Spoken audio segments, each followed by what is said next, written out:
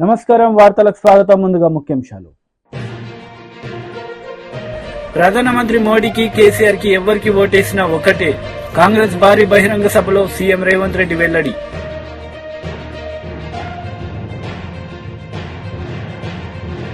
AP ప్రభుత్వ సలహాదారు Sajjala Ramakrishna Reddy press meet. పలు అంశాలపై వివరణ.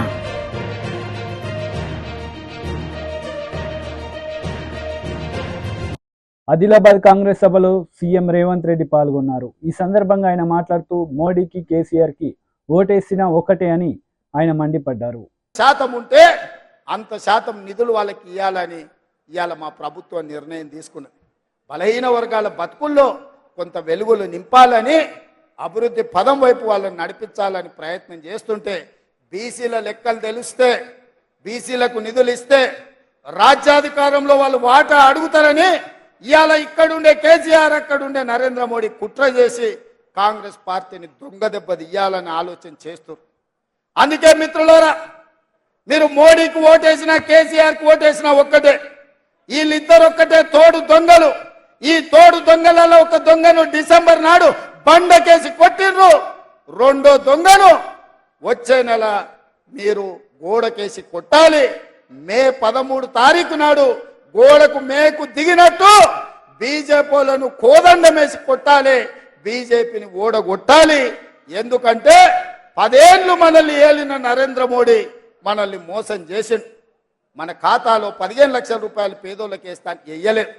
ప్రతి పేదవాడికి ఇల్లు కట్టిస్తాను ఇవ్వలేదు. 2 కోట్ల ఉద్యోగాలు ప్రతి సంవత్సరం ఇస్తాను. 10 ఏళ్లలో 20 కోట్ల ఉద్యోగాలు ఇవ్వాలి. ఒక్క ఉద్యోగం కూడా ఇవ్వనందుకు నిరుద్యోగ యువకులు నడుం బిగించాలి. మోడీని ఓడగొట్టాలి. ఈ ప్రాంతానికి మీకు గిరిజన యూనివర్సిటీ ఇస్తే 9 ఏళ్ళు దాన్ని మూలకు పడేసిండు. నిన్న మనం కొట్లాడితే మొదలు పెట్టిండు. అది కూడా పూర్తి చేయలే. బయ్యారం ఉక్కు కర్మాగారాన్ని కట్టలేదు. కాజీపేటలో రైల్వే కోచ్ ఫ్యాక్టరీ ఇవ్వలేదు. ట్రిపుల్ ఐటీ ఇచ్చిన దాన్ని రద్దు చేసిండు. ట్రిపుల్ ఐటీతో పాటు ఐటీఐఆర్ కారిడారు, ఐఐఎం కాలేజీలు ఏవి కూడా తెలంగాణకు ఇవ్వలేదు. గుజరాత్ మాత్రం బుల్లెట్ ట్రైన్ తీసుకుపోయిండు. సబర్మతి రివర్ ఫ్రంట్ తీసుకుపోయిండు. ఇవాళ అక్కడ కావాల్సిన నిధులన్నీ తీసుకెళ్తున్నాడు. గిఫ్ట్ సిటీలు కట్టుకున్నాడు. ప్రధానమంత్రిగా అందరినీ సమానంగా చూడాల్సిన బాధ్యత నరేంద్ర మోడీ మీద ఉంది. కానీ కుత్సిత స్వభావంతో నిధులన్నీ కూడా గుజరాత్కే తీసుకెళ్ళిండు. కాబట్టి మిత్రులారా, 10 ఏళ్ళు మోడీని చూసిండ్రు, 10 ఏళ్ళు కేసీఆర్ను చూసిండ్రు. రాబోయే 10 ఏళ్ళు ఇందిరమ్మ రాజ్యాన్ని ఆశీర్వదించండి. మీ కోరికలు, మీ ఆలోచనలు, ఈ ప్రాంత అభివృద్ధి, ఈ ప్రాంత సంక్షేమాన్ని అమలు చేసే బాధ్యత కాంగ్రెస్ పార్టీ తీసుకుంటుందని మీకు మాట ఇస్తున్నా. అందుకే ఈరోజు ఒక టీచర్గా సామాన్యురాల్ని, ప్రజలలో ఉన్న అత్రం సుగుణను కాంగ్రెస్ పార్టీ అభ్యర్థిగా ఈ పార్లమెంట్ ఎన్నికల్లో నిలబెట్టింది. మీరు అత్రం సక్కును చూసిండ్రు, నగేష్ను చూసిండ్రు. వాళ్ళు ఎవరు కొత్తోళ్ళు కాదు, పాతోళ్ళే. వాళ్ళ పనితనం మీకు తెలుసు. మంచోడు అని మంచం ఎక్కిస్తే మంచం అంతా పాడు చేసిండంటే వెనకటికి వాడు అత్రం సక్కులా అంటాడు. ఇక నగేష్ గురించి నేను చెప్పాల్సిన పని లేదు. బుద్ధిమంతుడని సర్ది కడితేనంట బొడ్రాయి కానీ ఫోన్ చేసి మళ్ళీ ఇంటికి వచ్చి బోర్లో వండుకున్నాడంట. నగేష్ ఎమ్మెల్యేగా, మంత్రిగా, ఎంపీగా అన్ని పనులు చేసిండు. మీ అందరూ చూసినోడే. వాళ్ళెవరు తక్కువ కాదు. కేసీఆర్ దొరెంతనో మా గిరిజన దొరలు, ఆదివాసీ నీళ్ళు కూడా దొరలే. 11 వరకు కిందికి రాడంట నగేష్. మావాడు చెప్తుండే. చేయి కలిపితే ఎంబడే దస్తు పెట్టి తుడుస్తాడంట పేదోని చేయి కలిపితే. ఎందుక ఈ దొరలు మనకు అవసరమా? అక్కడ ఫామ్ హౌస్లు ఉండే దొరలైనా, ఇక్కడ ఆదిలాబాద్లో ఉండే దొరలైనా, ఈ దొరలతో మనకేం పని ఉంది? అందుకే మిత్రులారా, మా అక్కలకు ముఖ్యంగా మీలో ఉండే ఒక ఆడబిడ్డకు అవకాశం వచ్చింది. ఇంటైనా ఏం చెప్పినా వినకండి. సాయంత్రం హాఫ్ ఫుల్లో ఆయన వేసి వచ్చి ఓటేయండి అంటే కూడా ఆయన చెప్పినప్పుడు సరే నుండి బూత్లకు పోయినాక మీ ఆడబిడ్డ కోటేయండి. ఎందుకంటే ఆడబిడ్డలకు అవకాశాలు వచ్చేదే తక్కువ. సీతక్కనిస్తే గెలిపిస్తే ఎట్లయితే మంత్రిని చేసినామో ఇవాళ రాష్ట్రానికి సీతక్క నాయకత్వం వహిస్తుందో రేపు అత్రం సుగుణను కూడా గెలిపించండి. రాష్ట్ర స్థాయిలో, దేశ స్థాయిలో ఒక మంచి గుర్తింపు, గౌరవం మహిళలకు వస్తుంది. మహిళలకు ఇస్తే ఓడిపోతారంటే రేపు మీ పిల్లలకు కానీ ఆడబిడ్డలకు కానీ అవకాశాలు రావు. అందుకే మా అక్కలందరికీ విజ్ఞప్తి చేస్తున్నా, ఈ ఆడబిడ్డను ఆశీర్వదించండి. మీలో ఒకరు మీ పేదింటి ఆడబిడ్డ. ఈ ఆడబిడ్డని గెలిపించాల్సిందిగా మీ అందరిని కోరుకుంటూ మీ దగ్గర సెలవు తీసుకుంటున్నా. మీరందరు సిద్ధమేనా? సిద్ధమేనా? ఏమంటలేరు? అప్పటి నుంచి చాలా జోరు చూపిస్తారు కదా. సిద్ధమేనా? YCP leader Posani Krishna Murali press meet నిర్వహించారు. ఈ సందర్భంగా టీడీపీ నేతలపై ఆయన మండిపడ్డారు. ఇతనా చంద్రబాబు నాయుడా తడుకొని తలకాయ తడుకొని వెన్నుపోటు మామూలు వెన్నుపోటు పొడిచి దొంగదారిలో సీఎం పెడతారు. సీఎం అవుతాడా? ఆ మేకప్ తీసి పరేశాడు. ఇప్పుడు వేరే కొత్త మేకప్ వేసుకున్నాడు. ఇప్పుడు విజన్ ఉంది, 40 వరకు విజన్ ఉన్న గొప్ప మనిషి. అందుకని అతనికే మనం అర్థం, మన కాపుల్లో ఎవరు సీఎం గా పనికిరారు, నేను అన్ఫిట్ కాబట్టి ఆయనకే వేయండి అని వెళ్ళిపోయాడు. ఇతను నేను నాయకుణ్ణి, నేను జనసేన అధినేతని అని ఈయన వ్యాన్లెక్కి కారులెక్కి ఏం మాట్లాడతావు పవన్ కళ్యాణ్? నువ్వు సీఎం అవుదాను వచ్చి కార్యకర్తగా మారి చంద్రబాబు కాళ్ళు పట్టుకొని ఇప్పుడు చంద్రబాబుని గెలిపించాలని చెప్పి కాపులందరినీ తీసుకెళ్లి ఆయనకి తాకట్టు పెట్టడానికి నువ్వు ట్రై చేస్తున్నావు. అసలు ఆల్రెడీ పాపం ఆంధ్రప్రదేశ్లో ఉన్న కాపు జాతి చాలా వీళ్ల వల్ల ఆత్మగౌరవం పడగొట్టుకున్నారు, చాలా బాధపడ్డారు. ఎవరు? ఈ పవన్ కళ్యాణ్ అన్న చిరంజీవి. ఈ అన్నదమ్ముల పుణ్యం అని కాపుల్ని ఎంత దింపాలో అవమానం అంత దింపేశాడు. దీనికంటే ముందు చూడండి, చిరంజీవి గారు ఆయన ప్రజారాజ్యం పార్టీ పెద్ద లెవెల్లో పెట్టేశాడు. పాపం కాపులందరూ చాలా సంతోషపడి, ఎవరికైనా ఉంటుంది కదా, నాకే కులాభిమానం ఉంటుంది, మన కులంలో ఎప్పుడు ముఖ్యమంత్రి అవ్వలేదు కానీ ఈసారన్నా అయితే బాగుంటుంది. చిరంజీవి వచ్చాడు, అప్పుడు రామారావు అటు వచ్చాడు కాబట్టి అని పాపం చాలా మంది కాపులు ఇల్లే అమ్మేసుకున్నారా, పొలమే అమ్మేసుకున్నారా, ఉద్యోగాలే పోగొట్టుకున్నారా, ఇంటి పట్టలు లేకుండా మొత్తం చిరంజీవి గారికి దారం పోశాడు. కోట్లు వాళ్ళందరూ దానమే ఇచ్చారా, ఇంకోటి ఇచ్చారా, విరాళం ఇచ్చారా, అన్నీ అయిపోయినాయి. ఎలక్షన్ వచ్చింది. ఎలక్షన్ వచ్చిన తర్వాత ఎలక్షన్లో ఇదే చంద్రబాబు నాయుడు నేనున్నా, ఎందుకంటే నేను ఎమ్మెల్యే టికెట్ నాకు ఇచ్చారు కదా, ఉంటే అతను ఎవరో కొత్తవాడు చిరంజీవి అంట, ప్రజారాజ్యం అంట, తుపుక్కున నీటి పొడిగా గాలిపోయింది, ఇతను ఎమ్మెల్యే టికెట్లు అమ్మేసుకుంటున్నాడు, ఎంపీ టికెట్లు అమ్మేసుకుంటున్నాడు అని ఇంతవరకు ఇక్కడ మాట్లాడాడు. గ్రేట్ మ్యాన్, పొలిటీషియన్ కాబట్టి. అక్కడికి వెళ్ళిన తర్వాత లొకేషన్లో అందరికి మెసేజ్లు ఏం పోయినాయి, ఆ కమ్మ క్యాస్ట్కి వేరే క్యాస్ట్కి నేను చూసా కదా స్వయంగా. అంటే కాపులు రౌడీలు, కాపులు గుండాలు, వాళ్ళు చాలా దుర్మార్గులు, వాళ్ళ కనుక ఓటేసి గెలిపించారంటే మన కమ్మోళ్ళు బతకరు. ఇది నేను 15 ఏళ్ళు చెప్తానే ఉన్నా. ఇంత ఘోరంగా మాట్లాడతాడు నాయన నారా చంద్రబాబు నాయుడు అని ఈ చిరంజీవికి చెప్పాను, ప్రపంచంలో అందరూ చెప్పారు, తెలుగు వాళ్ళకి అందరూ విన్నారు, ఇతను విన్నాడు పవన్ కళ్యాణ్. కానీ లోపల అంటే జగన్ని శేషం పోయాలని అలా 2 చేతుల్లో చెవుల్లో శేషం పోసుకున్నాడు. ఏమన్నా ఉన్నాయండి, అతను చంద్రబాబు కూడా ఏమన్నాకి వెళ్ళలేదు, అట్లా ఓడించాడు. ఇవి చిరంజీవి గారికి కూడా తెలుసు, నేను కూడా చెప్పాను. ఇంత ఘోరంగా క్యాస్ట్ ఫీలింగ్ తెచ్చి చేస్తున్నాడు అన్నా అంటే ఏం మాట్లాడాలి. చిరంజీవి గారు ఓడిపోయారు. మళ్ళా అక్కడికి వెళ్ళిన తర్వాత ఓడిపోయిన తర్వాత 18 ఎమ్మెల్యే గెలిచారు. కాపులు ఏమనుకున్నారు, బాధపడి పనిలే బాధ నా ముందే ఉన్నారు పక్కన కాపు సోదరులు, వాళ్ళు ఎదురు మాట్లాడుతుంటే కమ్మాళ్ళు కమ్మాళ్ళ బతకదీని మీ కాపులు రౌడీలు అంట కదా అంటాం. పురుషోత్తం పట్టణంలో ఉన్న యూత్ కుర్రళ్ళు నా ముఖం చూసి ఏమనలేక ఆడాళ్ళు ఏమనకుండా పక్కెళ్ళిపోయారు. ఆయన 18 ఎమ్మెల్యేలు వచ్చినాయి.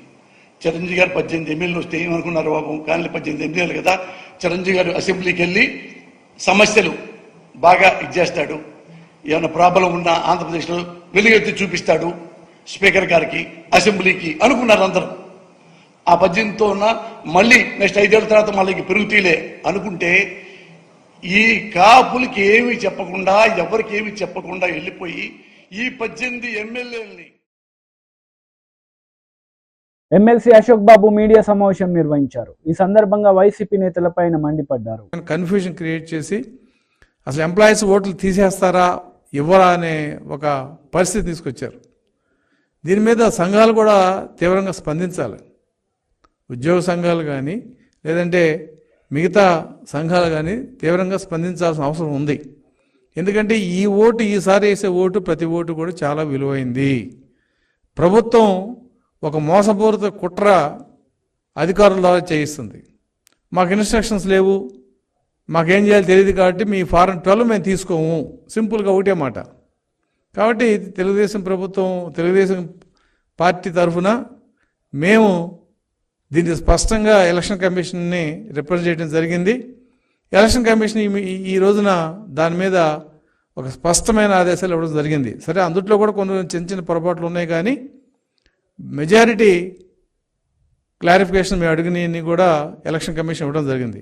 అందులో ప్రధానంగా ఏంటంటే, ఉద్యోగస్తులకు ఎక్కడైతే డ్యూటీ వేశారో ఆ డ్యూటీలో ఉన్న, అంటే ఆ ఏరియాకి సంబంధించిన ఏఆర్ఓకి ఫారం 12 ఇవ్వాలి. అయితే ఇక్కడ ఇంకొక మతలబు కూడా అధికారులు చేస్తున్నారు.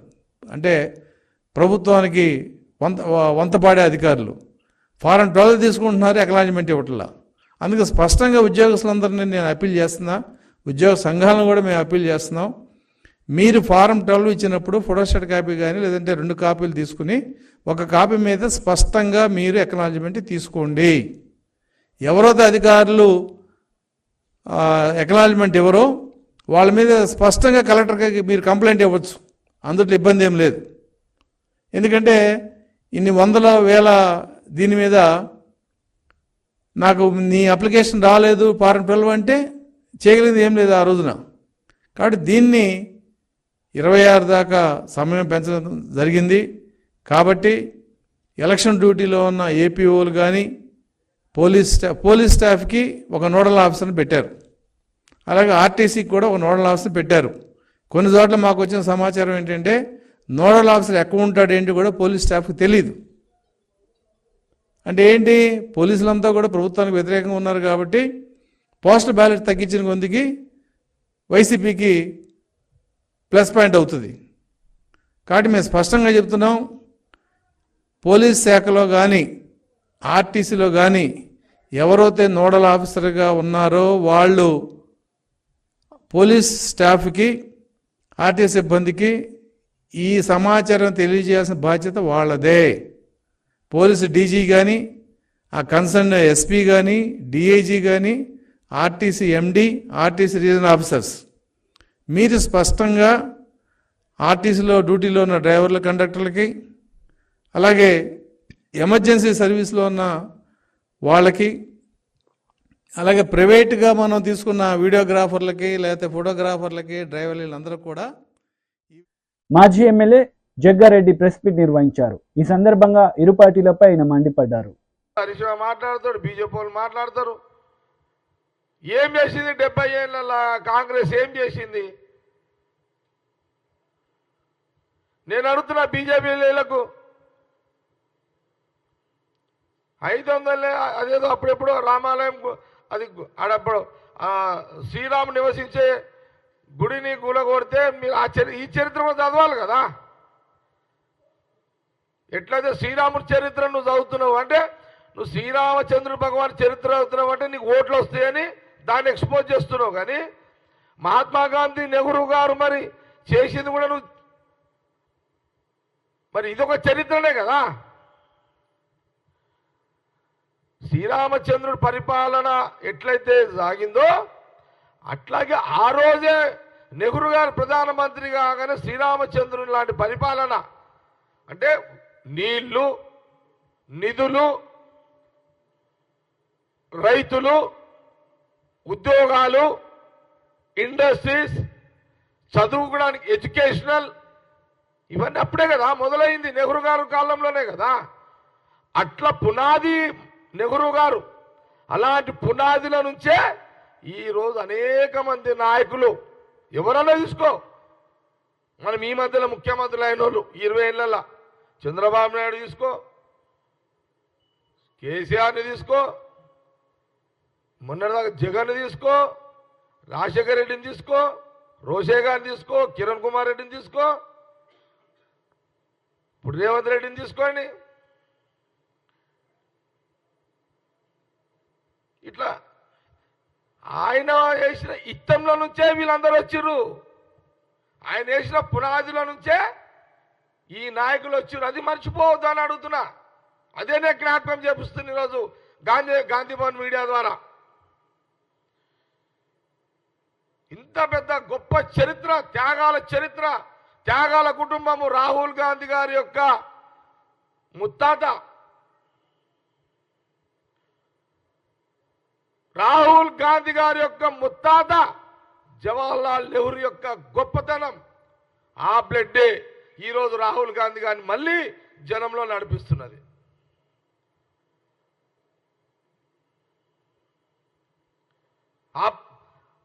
ఆ బ్లడ్కి ఆ పవర్ ఉంది, త్యాగాల బ్లడ్ అది రాహుల్ గాంధీ గారి యొక్క కుటుంబం.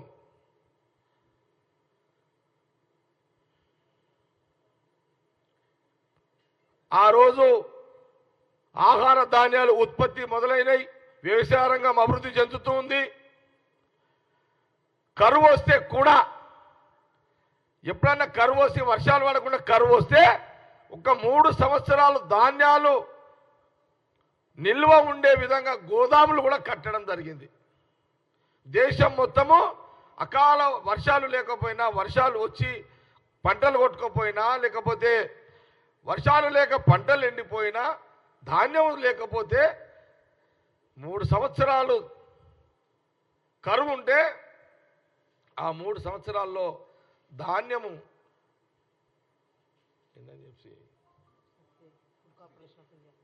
FCI food corporation of India, ఇప్పుడు మనము సూపర్ బజార్కి వస్తున్నాయి చూడు, అదే ఆడికించి వస్తున్నాయి. అది ఎవరు ఏర్పాటు చేసిర్రు? నెహ్రూ గారే కదా. మరి అప్పుడేమన్నా ఎవరున్నారు? మోడీ గారు లేరు, అమిత్ షా లేడు, కేసీఆర్ లేడు, కేటీఆర్ లేడు, హరీష్ రావు లేడు, ఎవరేం లేము. ఎందుకు నరుకుతున్నారు ఈ ముచ్చట్లు? మీరు పనికొచ్చే ముచ్చట్లు మాట్లాడండి. దీని మీద డిబేట్కి వస్తారా? ఉందా తమ్ము? ఇక్కడ మా వాళ్ళు రెడీ ఉన్నారు. మా స్పోక్స్ పర్సన్ కమల్, భవానీ రెడ్డి గారు, మెట్టు సాయి. మాట చెప్తున్నా, ఇది నోరుంది కదా మాట్లాడేనా మీరు? అచ్చా, అట్లా మనకు వ్యవసాయ రంగం అభివృద్ధి చెందడం కాగానే ఇండస్ట్రియల్ దిక్కు వచ్చేసారు. యువకులకు ఉద్యోగాలు కావాలి. అప్పుడు మన దేశంలో డబ్బులున్న కొంత ఉన్నవాళ్ళు కూడా ధైర్యం చేయలే. అప్పుడు నెహ్రూ గారు ఎన్నికల ప్రచారంలో భాగంగా ఎంపీ బండి సంజయ్ పాల్గొన్నారు. ఈ సందర్భంగా పలు అంశాలపై ఆయన మాట్లాడారు. ఎవరికైనా వచ్చినాయా అన్న? 12 లక్షలు ఎస్టీ యువకులు చెప్పాలి. ఎవరికైనా వచ్చిందా అన్న? ఎవరికి రాలే. ఇవాళ ఒక్కొక్క గ్రామ పంచాయతీ అభివృద్ధికి నిధులు ఇస్తున్నారు. ఎక్కడ ఒక్క గ్రామ పంచాయతీ తండాలకు పైసలు ఇస్తున్నారు. తండాలకు పైసలు సంవత్సరానికి 20 లక్షల రూపాయలు ఇస్తున్నారు. అవి లేవు. ఇవాళ ఇంటర్మీడియట్ పాస్ అయిన పిల్లలకు, ఎస్సీ సమాజానికి సంబంధించిన ఇంటర్మీడియట్ 10th పాస్ అయిన వాళ్ళకేమో 10,000 రూపాయలు ఇస్తున్నారు. ఇంటర్మీడియట్ పాస్ అయిన వాళ్ళకేమో 15,000 రూపాయలు ఇస్తున్నారు. డిగ్రీ పాస్ అయిన వాళ్ళకేమో 25,000 రూపాయలు ఇస్తున్నారు. పీజీ చేసిన వాళ్ళకేమో 1,00,000 రూపాయలు ఇస్తున్నారు. బిడ్డ ఇప్పుడు 10th ఇంటర్ ఎగ్జామ్స్ మొన్ననే అయిపోయినాయి. నెక్స్ట్ పాస్ అయినాక వాళ్ళ అకౌంట్లలో పైసలు వేయకుంటే మా భారతీయ జనతా పార్టీ ఎస్సీ మోర్చా కార్యకర్తలు ఏ కాంగ్రెస్ పార్టీ నాయకుడిని తండాల్లో బస్తీలలో తిరగలేకుండా ఎక్కడికక్కడ నిలుస్తాం. బిడ్డ, మీరు ఏదో హామీలు ఇచ్చి మోసం చేసే వదిలిపెట్టే ప్రసక్తి లేదు. ఎస్సీ ఎస్టీ సప్లాన్ నిధులను కూడా ఇలా బీఆర్ఎస్ పార్టీ ప్రభుత్వం దారి మళ్లించింది. ఇవన్నీ కూడా ఇలా బీఆర్ఎస్ పార్టీ మోసం చేసింది, కాంగ్రెస్ పార్టీ మోసం చేసింది. ఇలా నరేంద్ర మోడీ గారి ప్రభుత్వం వచ్చిందమ్మా. నరేంద్ర మోడీ గారి ప్రభుత్వం వచ్చిన తర్వాత దేశంలో గతంలో ఈ కాంగ్రెస్ పార్టీ ఇలా 57 సంవత్సరాలు కాంగ్రెస్ పార్టీ 1,100 కోట్ల రూపాయలు ఖర్చు పెట్టింది. కేవలము 57 సంవత్సరాలు 1,100 కోట్ల రూపాయలు మాత్రమే ఖర్చు పెట్టింది. కానీ నరేంద్ర మోడీ గారి ప్రభుత్వం 2020 59,000 కోట్ల రూపాయలు ఖర్చు పెట్టిందన్నారు. ఎస్సీ ఎస్టీ విద్యార్థులు కాంగ్రెస్ పార్టీ ప్రభుత్వం దాన్ని అమలు చేయకుండా విద్యార్థుల మధ్యనే చదువులు పెట్టారు. కానీ నరేంద్ర మోడీ గారి ప్రభుత్వం వచ్చినాక 2020లో 59,000 కోట్ల రూపాయలు ఖర్చు పెట్టడంతో ఎస్సీ ఎస్టీ విద్యార్థులు ఉన్నత చదువులు చదివి ఇలా పెద్ద స్థాయికి పోతున్నారంటే అది కేవలం నరేంద్ర మోడీ గారి ప్రభుత్వం యొక్క చలవ. ఇలా మొదటి కూడా కాంగ్రెస్ పార్టీ కానీ ఇప్పుడున్న బీఆర్ఎస్ పార్టీ ఎస్సీ ఎస్టీలను ఓటు బ్యాంక్ గా చూసింది తప్ప ఏ రోజు వాళ్ళకు న్యాయం చేసిన దాఖలలో. మొన్న నరేంద్ర మోడీ గారి ప్రభుత్వం ఏర్పడిన తర్వాత మొన్న ప్రభుత్వ హయాంలో మా గవర్నమెంట్ లో 8 మంది ఎస్టీ సామాజిక వర్గానికి సంబంధించిన ఎంపీలను మంత్రులు చేసిన ఘనత నరేంద్ర మోడీ గారి ప్రభుత్వం. ఎంతమందిని? 8 మంది ఎస్టీ మంత్రులను మంత్రులు చేస్తాం, ఎస్టీ ఎంపీలను మంత్రులు చేస్తాం కదా నరేంద్ర మోడీ గారు. 27 మంది బీసీ ఎంపీలను మంత్రులు చేస్తాం. 12 మంది ఎస్సీ సామాజిక వర్గానికి సంబంధించిన ఎంపీలను మంత్రులు చేస్తాం. ఇవాళ తెలంగాణ రాష్ట్రంలో కాంగ్రెస్ పార్టీ ప్రభుత్వం ఏర్పడ్డది. గిరిజన మంత్రి ఉన్నాడన్నా? మరి గిరిజన మంత్రిని పెట్టకపోవడానికి కారణం ఏంది? ఎందుకు పెట్టలే? మిమ్మల్ని ఓటు బ్యాంక్ గా చూస్తున్నారు, వీళ్ళెవ్వరు పట్టించుకోరు మమ్మల్ని అని చెప్పి ఇలా మోసం చేసే ప్రయత్నం కాంగ్రెస్ పార్టీ చేస్తుంది. మొదటి చూడ మోసమే. అంతెందుకాక మొన్నటిదాకా మన రాష్ట్రపతిగా ద్రౌపది ముర్ము గారు, మీకెవరికైనా తెలుసా? అంతకుముందు ద్రౌపది ముర్ము గారు ఎక్కడో మారుమూల ప్రాంతానికి సంబంధించిన ఒక గిరిజన ఆడబిడ్డ ద్రౌపది ముర్ము గారిని రాష్ట్రపతిగా చేయడానికి భారతీయ జనతా పార్టీ నరేంద్ర మోడీ గారు ముందుకొస్తే ఇదే కాంగ్రెస్ పార్టీ బీఆర్ఎస్ పార్టీ ఇద్దరు కలిసి ఇలా గిరిజన బిడ్డ రాష్ట్రపతి కావడానికి వీల్లేదు, గిరిజనులు రాష్ట్రపతి కావడానికి వీల్లేదు.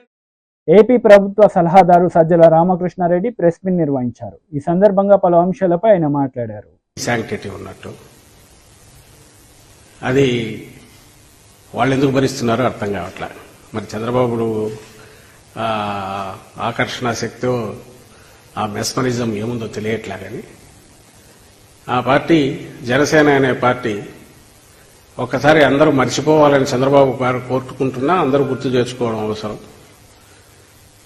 పవన్ కళ్యాణ్ గారికి ముఖ్యమంత్రి పదవి కనీసం 2 ఏళ్లు ఇవ్వాలని ఆయన పిలుచుకునే ముద్దుగా జన సైనికులు, వీర మహిళలు వాళ్ళందరి కోరిక అయితే, అలాగే కాపు నాయకులందరి కోరిక అయితే ఆ 2-2.5 ఏళ్ళు అదిపోయి ఆఖరకు అందుకు అవసరమైన 40-50 సీట్లు అంటే అవి పక్కకు పోయి ఆఖరికి అవి 24 సీట్లని, ఆ 24 సీట్లు కాస్త మళ్ళీ ఆఖరికి 24 అనౌన్స్ చేశారు. దాని ఇంటర్ప్రిటేషన్ కూడా ఇచ్చిన తర్వాత ఎగ్జాక్ట్ బీజేపీ మళ్లీ వచ్చి ఫైనల్ కూటమి షేప్ తీసుకునే టైంకి అది 21కి పడి 21లో కనీసం 10-12 మంది పైగా, సగం మంది పైగా అసలు ఆ పార్టీలో ఇన్నాళ్ళు లేని వాళ్ళు లేదు, ఒక 3-4, 5 ఆఖరి నిమిషంలో టీడీపీ నుంచి యువతలకు తెచ్చిపెట్టిన వాళ్ళు. అంటే ఎఫెక్టివ్గా జనసేనకు చంద్రబాబు నాయుడు ఇచ్చింది 10 సీట్లు. అంటే పవన్ కళ్యాణ్ గారు ఆయన ఇష్టపూర్వకంగా ఆయన అనుకుని పెట్టుకున్నవి అనుకుంటే 10 ఇచ్చింటారేమో అని అనిపిస్తుంది ఫైనల్ చూస్తుంటే. ఇంకా బీఫామ్స్ ఎవరైనా ఇవ్వకపోతే అవి మారుస్తారేమో.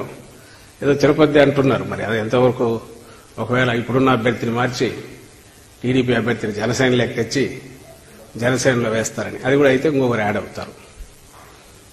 పిఠాపురంలో కూడా పవన్ కళ్యాణ్ తిరగాల్సి ఉంటుందని చెప్పి తీసి వర్మని ఆయనకి ఇస్తే పవన్ కళ్యాణ్ రాష్ట్రమంతా తిరగాల్సిన బాధ్యత నాకుంది కదా, జగన్మోహన్ రెడ్డి గారి పాలనను మార్చాలా, చంద్రబాబును తీసుకురావాలనే పవిత్ర కర్తవ్యం నాకుంది కదా, నేను రాష్ట్రమంతా తిరగాలి కదా అని పవన్ కళ్యాణ్ గారు అనుకుంటే, అలా అనుకున్నట్టు చంద్రబాబు చేస్తే వైఎస్ఆర్ పిఠాపురం కూడా జనసేన తరఫున పెట్టొచ్చాము.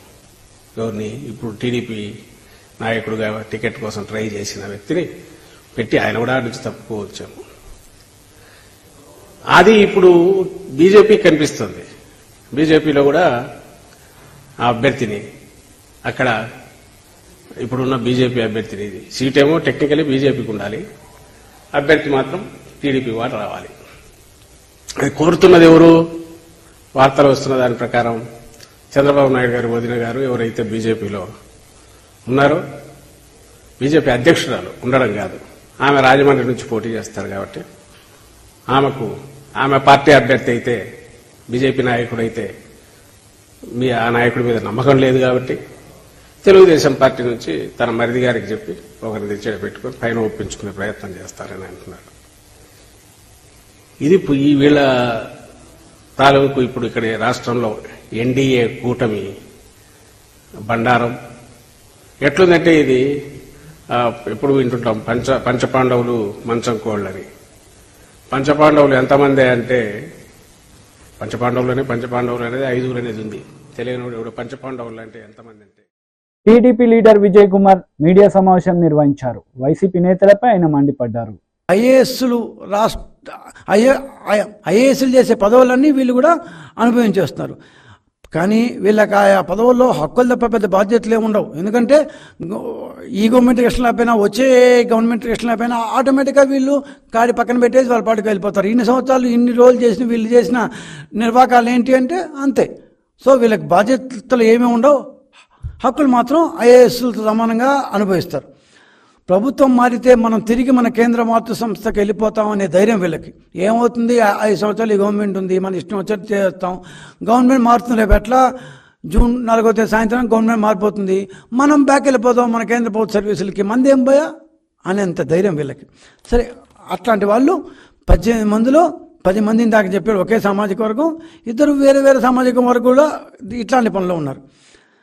సరే, వీళ్ళు ఏమేం చేశారు, ఎందుకు వీళ్ళ మీద ఇంత విచ్చుకుపడుతుంది తెలుగుదేశం పార్టీ అన్నప్పుడు, ఒక 7-8 మంది లేకపోతే ఓ 9-10 మంది ఈ డెప్యుటేషన్ మీద వచ్చిన వాళ్ళు చేసిన నిర్వాకాలు మనం ఒక్కసారి పరిశీలిస్తే వీళ్ళ గురించి ఎందుకు మనం ఇంత హైరాణ పడుతున్నామో, ఎలక్షన్లు వీళ్ళు ఖచ్చితంగా ఇంపాక్ట్ చేస్తారు, వైకాపా గవర్నమెంట్కి అనుకూలంగా ఇంపాక్ట్ చేస్తారు, ఎందుకు తెలుగుదేశం పార్టీ డిమాండ్ చేస్తుందో అర్థమవుతుంది.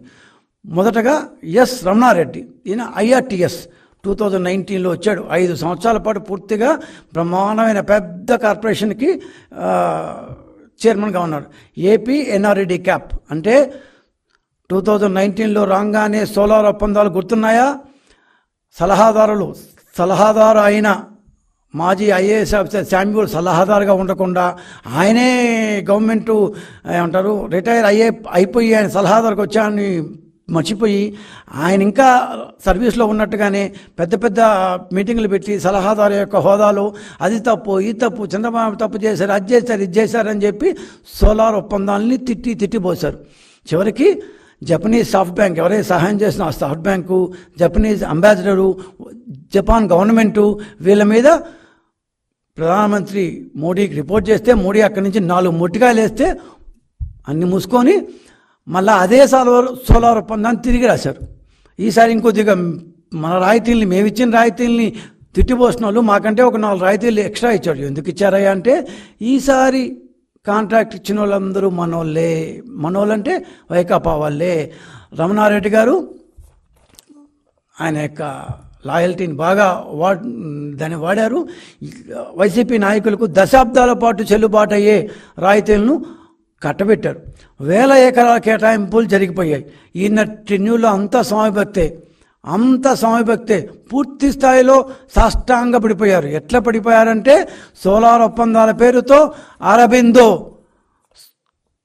ఇండోసోల్ ఇట్లాంటి కంపెనీలకి లక్షల ఎకరాలు, దాదాపు 1,20,000 ఎకరాలు, ఒక కంపెనీకి సోలార్ ఒప్పందాల కోసం 70,000 ఎకరాలు, అరబిందోకి ఇంకొక 30,000 ఎకరాలు, మొత్తం కలిసి 3-4 కంపెనీలకి 1,20,000 ఎకరాలు ఈ రమణారెడ్డి గారు కట్టబెట్టారు. ఇది వైకాపా పార్టీకి ఆయన చేసిన ఏమంటారు, ఆయన్ని డిప్యూటేషన్ మీద తీసుకొచ్చి. వార్తలు ముగించే ముందు ముఖ్యాంశాలు మరోసారి. ప్రధానమంత్రి మోడీకి కేసీఆర్ కి ఎవరికి ఓటేసినా ఒకటే. కాంగ్రెస్ భారీ బహిరంగ సభలో సీఎం రేవంత్ రెడ్డి వెల్లడి.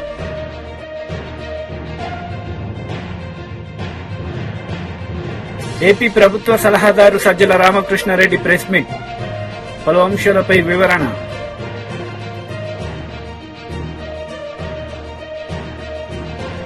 ఈ వార్తలు ఇంతటితో సమాప్తం. తిరిగి ప్రసారమయ్యే వార్తల్లో మళ్ళీ కలుద్దాం. అంతవరకు సెలవు. నమస్తే.